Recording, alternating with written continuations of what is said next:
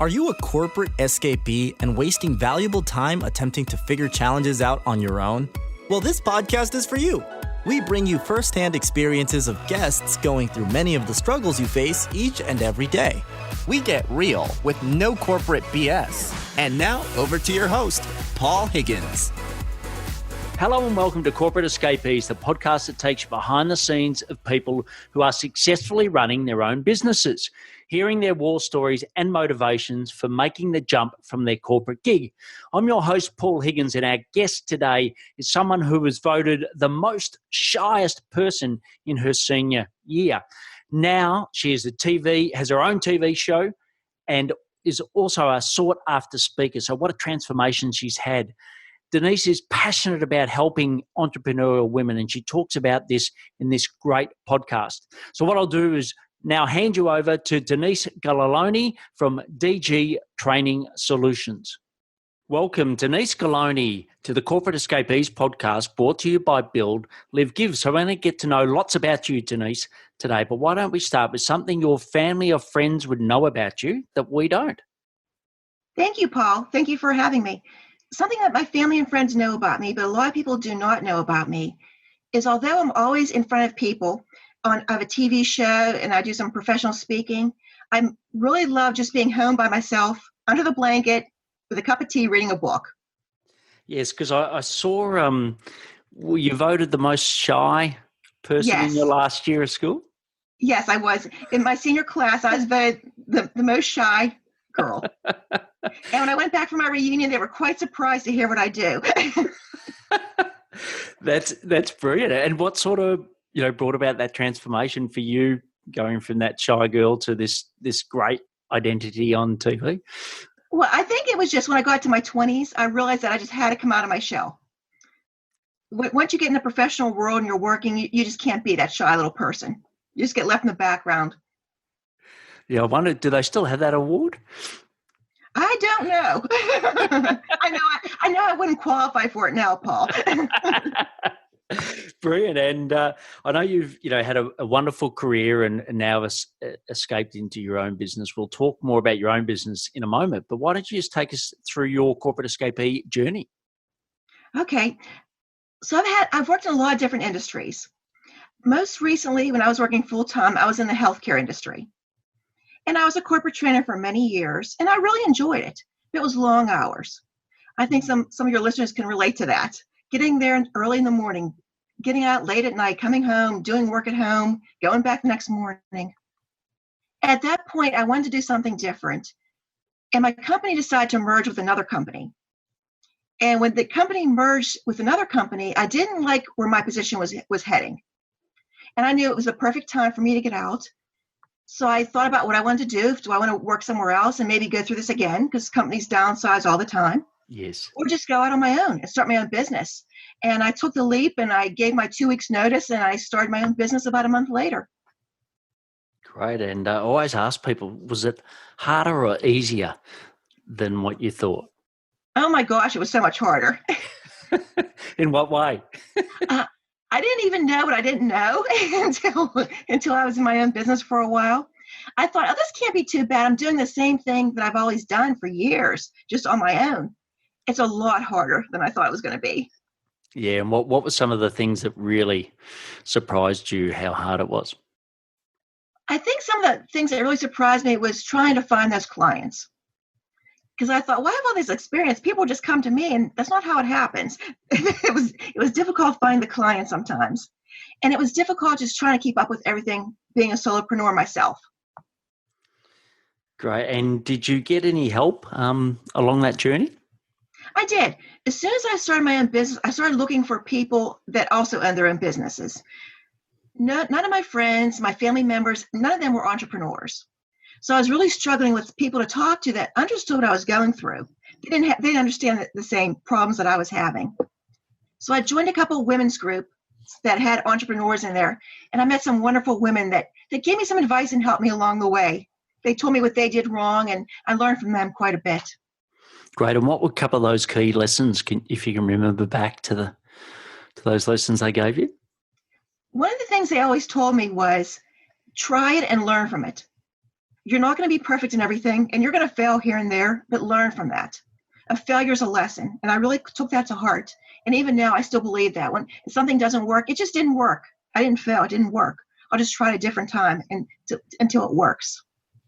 Yeah, I think that's great advice. And I know for me, certainly I worked at, a large company, Coca-Cola, and it was, if it wasn't perfect, you just didn't do it. It was, and Right. It was sort of that peer pressure that if you're in a room full of highly intelligent people, you had to, make sure you got it perfect to say anything. Whereas, I find in small business, to your point, it's the opposite. You just got to, progress triumphs over perfection. And I think that's a great lesson. Right. I say sometimes done is better than perfect. Yes. Because sometimes we analyze things so much, we just can't move on. We're just trying to fine tune it. Sometimes done is better than perfect.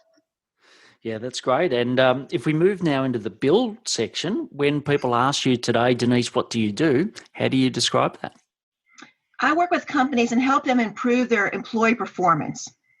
I help them train the employees so they can be the best employees and help that organization, and in turn help the bottom line for that organization. Great. And what are some of the key things that you do to help employee performance?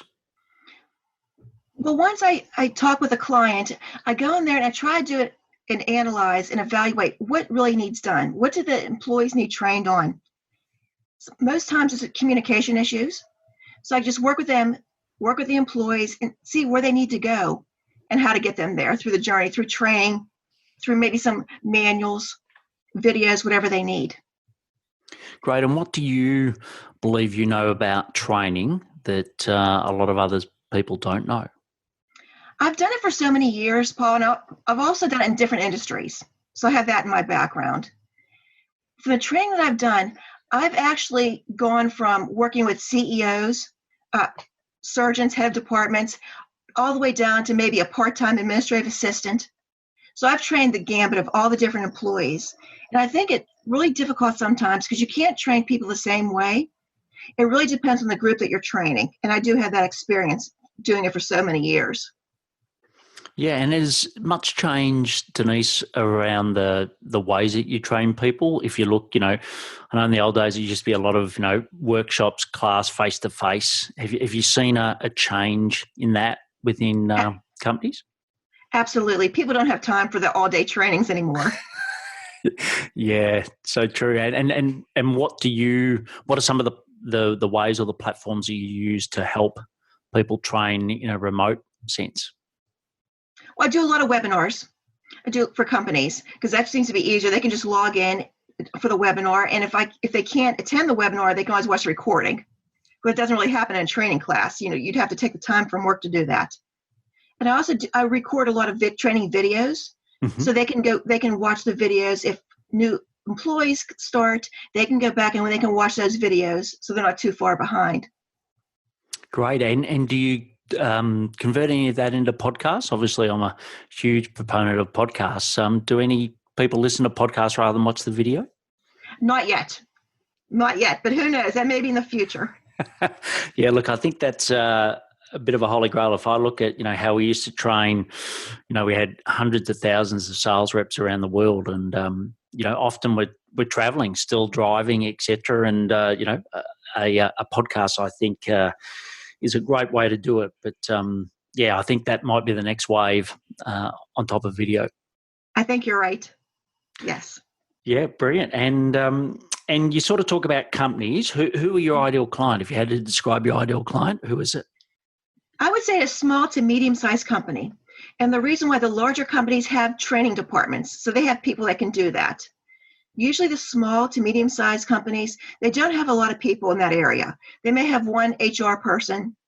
They may have one person that does some training or does some new employee orientation, but they don't have someone to come in to put together a new training program. That's just too much time for them to do. Great. And was that something that when you left or you first started your business, was that clear to you, or did it take some learnings to get to that as a sweet spot? I think it took some learning because I was part of a big department, a large department. So we had 5 or 6 people doing what I did. So I just assumed that everyone had that. So working with these small companies was really eye-opening. And again, it's hard because they don't have the staff. They don't have the support to do what I can help them with. Great. And, for you in your business, what does 3 years look like for you? What's your ambitions over the next 3 years for your business? Part of my goals for the next 3 years of my business is to expand my business, to bring on some additional people to help me. I have a couple of people that help me on a contract basis, but maybe hire some more staff to help me. Do more training across the country. I'm located in Pittsburgh, Pennsylvania, so I do a lot of my training on the East Coast. Yes. Maybe expand and do more national training. Possibly do podcasting. Great. That's on the radar. radar. Yeah, well, you definitely got the voice for it. Oh, thank you. And I do a lot of online courses also. So maybe set some more online courses up. I see that's where my business will be heading. Brilliant. And as far as, we've talked about how you do training, et cetera, but if someone said to you, what's unique about the way that you train, what would you say? I think what's unique, again, is that I have worked in so many different industries with so many different people, from part-time to, again, the C-level suite. And I also do a lot of professional speaking, so public speaking. So I'm in front of groups all the time. Sometimes people think because they know the information, they can share that information. So sometimes the subject matter experts aren't the best person to train. It takes someone that has that experience, that training background, to come in and actually explain to the group that's in there. It's just like teaching. You may know the information, but you may not be the best teacher because you can't explain it and have people understand it. So I think that's kind of where my uniqueness falls, because I have been in front of so many different people in so many different ways. Great. And you mentioned public speaking. What are some tips you've got for people listening now on how to get more public speaking gigs? How to get more gigs? Yeah. I get that question a lot because I do quite a bit of public speaking. If you don't have a wide audience and you want to get those public speaking gigs, the first thing I always suggest to people is look locally. There's always Rotary clubs, Chamber of Commerce, your local library. Get in and start doing some of those gigs. Once you start doing those, and of course, you don't get paid for those because they're community organizations. But once you do that, you start building your brand and people start recognizing you. And then you never know who's going to be sitting in that listening to you. And they're liable to bring you in and pay you to speak to their group. And that's probably the best way to start. You can try doing some of your own events. But again, if you don't have a following, it's hard to fill those seats. Yeah, and I've often heard people just sort of describe it as a upside down pyramid, or actually in a case of a pyramid where you just got to start, and each time you do a gig, it's you're progressing. But I know someone the other day that said, I haven't done a lot of public speaking, but I want to get on the TEDx stage, and I'm like, maybe you just need to to be realistic where you start. And two, the more you do it, the better you get at it. Just like anything, practice makes perfect. So the more you do it, so if you're not familiar with public speaking, you don't do a lot of it, you want to speak at some of those small groups, because you don't want to go into a company or a big organization that's going to pay you and not be able to deliver your message. And what about feedback? So, you do your first one, what's the best way to gauge feedback to know that you've hit the mark, other than, I suppose you can see in people's eyes if they're connecting or not, but what are some of the ways that you've got feedback to improve what you're doing? You can always pass out evaluation forms. So when you're in front of the group, when your presentation is over, pass on an evaluation form and get that feedback. Also, whenever I'm speaking, I'm looking out into the audience. I'm watching them. Are they on their phones? If so, then I'm not really resonating with them. Are they taking a lot of notes? That's a good thing, because you want them taking notes. You're saying something important. So watch them. Watch if they're engaged. If you're not engaging them, it's your material, or maybe it's the way you're presenting. Great. And as far as, running your own business, what have you done to improve the profitability of that business? I've started to add some different revenue streams in. Again, I have my corporate training, which is the majority of my business. I do a lot of the public speaking, so that's some revenue coming into my business. I'm starting to design some online courses, and I have public events where I offer them. I put them out on Facebook and to the general public, and people will pay to come to my event. So these are all different revenue streams I have coming in. I'm also working on a book. I have it outlined, but I haven't actually started writing it yet. Brilliant. I'm just about to launch my first book. So, Congratulations. yeah, thank you. And look, it is hard work. There's no It's undenying hard it. work. It's hard work, but it's very rewarding when you get to the other end. And as far as social media, you mentioned Facebook, but what are some of the key social media channels that you use to attract clients? My Facebook business page. I use LinkedIn a lot. I think if you're not leveraging LinkedIn, you're missing out, because a lot of the professionals are on LinkedIn, so it's very important to be on there. And have your LinkedIn profile updated. Make sure you have a current picture and you have your current information on there.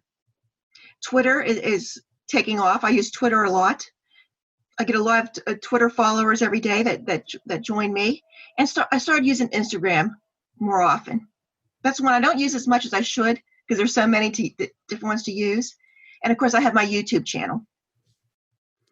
Great. And with LinkedIn, what are a couple of key tips you've found that have worked well, and particularly last year for you for LinkedIn?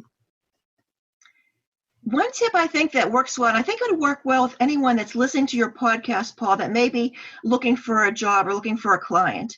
In the heading where people usually put their title or what they do, you can put experienced trainer or experienced professional speaker, something in there, so when people are doing that search, they can find you. Also, in the skills section, make sure you take time to fill out that skills section. A lot of people don't do that. So I have some of the platforms I've worked on, I have listed there, and I have people find me because I've used a certain program, and they're searching through that for LinkedIn. They find me that way. So take advantage of all your profiles in different social media to fill them out and put your information in there, because you never know who's going to find you that way. Yeah, I think that's great advice. And for me also, I think it's a continual thing where you're constantly updating your profile. It's like a website, you just don't build it and then leave it. It's like that constant improvement. Right. Because the more you post on these things, especially LinkedIn, people like it, people share it. Then you start coming up more in their feed whenever they're looking at their LinkedIn feed. And that's what you want. You want people to remember you. Yeah. And so often you'll go to someone's profile and then you'll see, their post was, 6 months ago. And you right. think, well, yeah, how active are they? Whereas I know for you, I always look at my guests coming up, and I looked at yours and it was really relevant and quite recent what you were posting. So yes. Brilliant. And as far as your team, I know you said you use some contractors at the moment, but who else sort of supports you as you're building your business?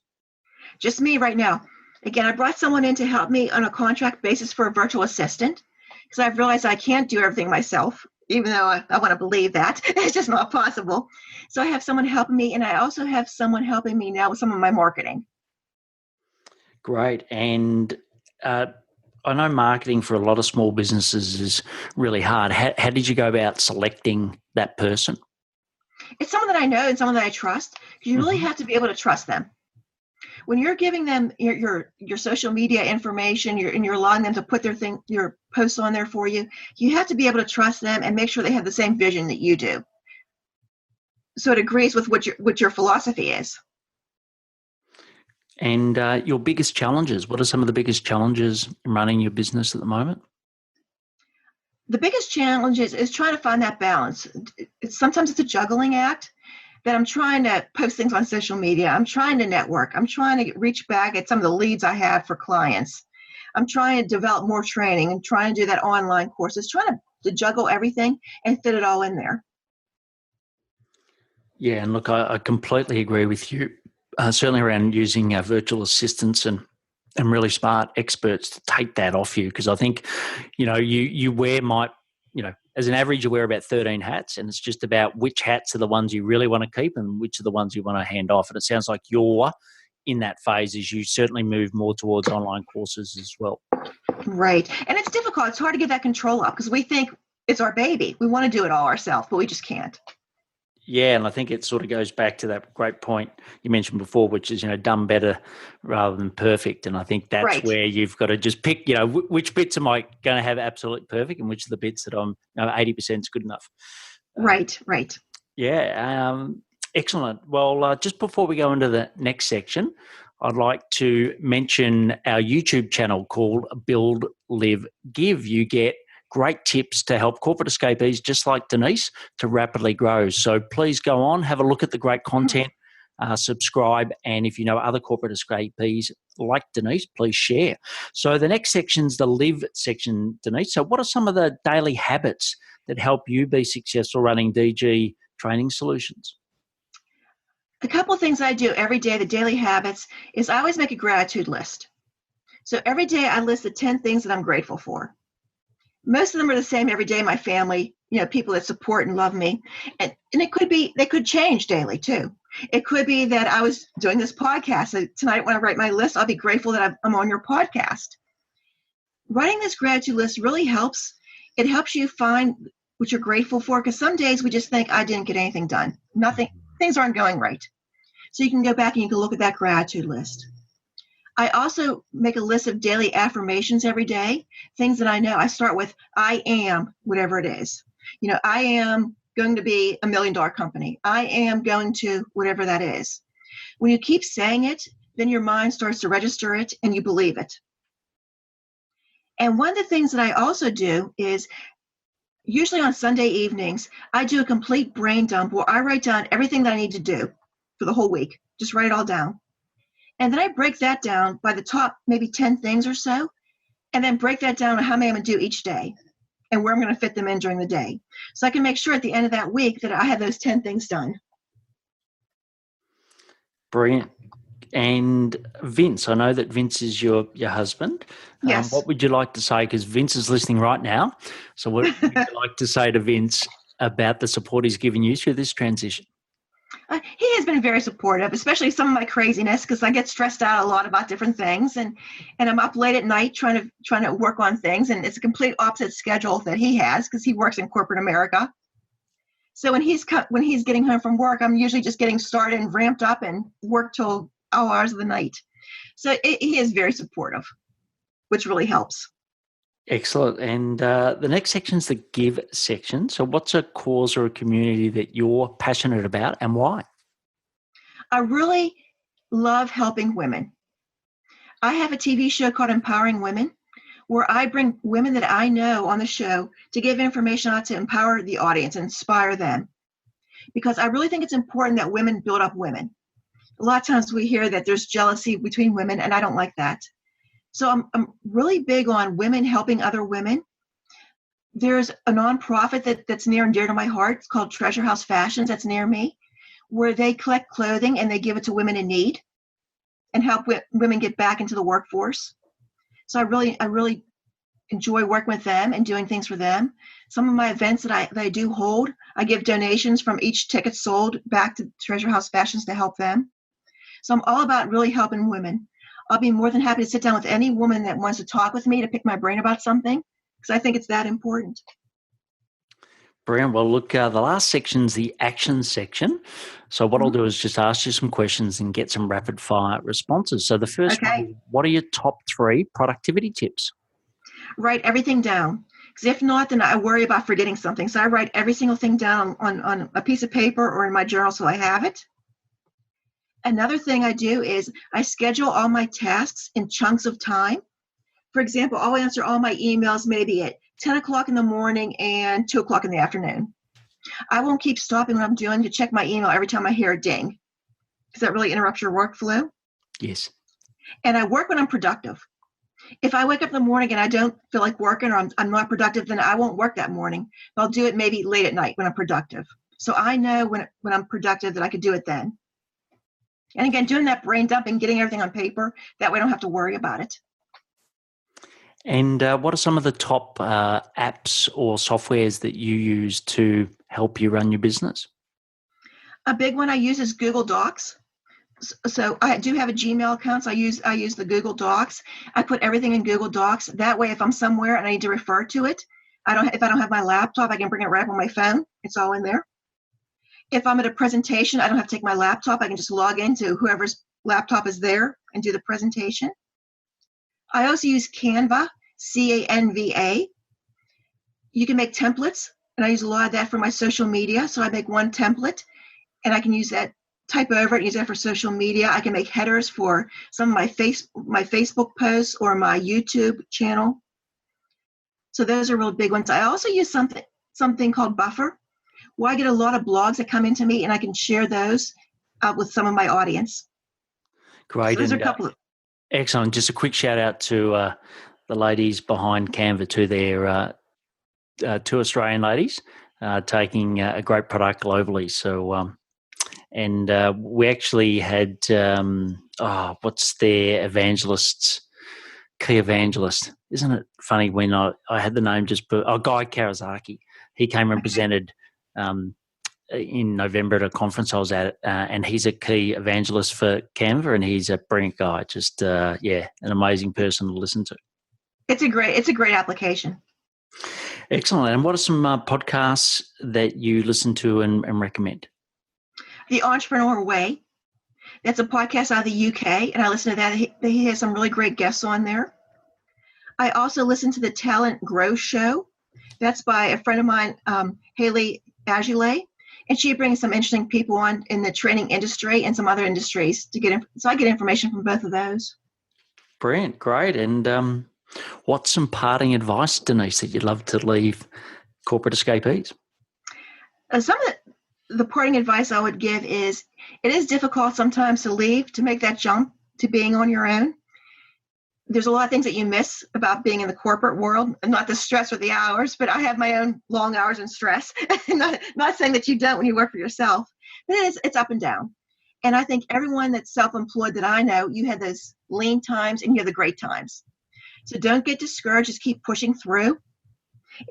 We rely sometimes on that paycheck when we work in corporate America. Every 2 weeks we get that paycheck, and you don't have that when you're self-employed. So just believe that you can do it. Conceive it, believe it, and achieve it. And that's what I try to live by. Brilliant. And look, it's wonderful getting your perspective, Denise. And I'm so glad that it's going well. And it seems like in the next 3 years, you've got some great plans to really take it from a business just purely based on your time to something that is scalable through the online courses. So I can't wait to watch you transition through that journey. So we'll have all the links to the great comments that Denise has mentioned in the show notes. And also you can find out more about Denise. And in particular, if you're a woman listening to this at the moment, and as Denise says, she really wants to help empower more women. So reach out to her, dgtrainingsolutionsinc.com, and we'll put the links to her website and also her LinkedIn profile in the show notes. But Denise, thanks a lot for sharing your words of wisdom today, and we can't wait to follow you and see you continually to grow this great business. Thank you so much for having me on your podcast, Paul. Great. Thanks, Denise. Thank you. I really enjoyed this interview with Denise, and I've got these 3 key takeaways. So first one is done better than perfect. So done better is much better than perfect. I really love that, and it makes so much sense. The second is start your public speaking locally and sort of build it up. I referenced it to being like a pyramid where you start at the bottom and work your way to the top. And then the last one is affirmations. I love her little statement, I am, and you can repeat those every day, and that will help you achieve the success you dream of. So I'd love to know what you got out of this interview with Denise. Please email me at paul@buildlivegive.com, and also please share this with other corporate escapees so we can help everyone, a corporate escapee, find both lifestyle and financial freedom. Thank you for listening to the Corporate Escapees podcast, brought to you by Build, Live, Give. If you would like to join a community of like-minded peers, please visit www.buildlivegive.com. Until next time, thanks for listening, and be brave.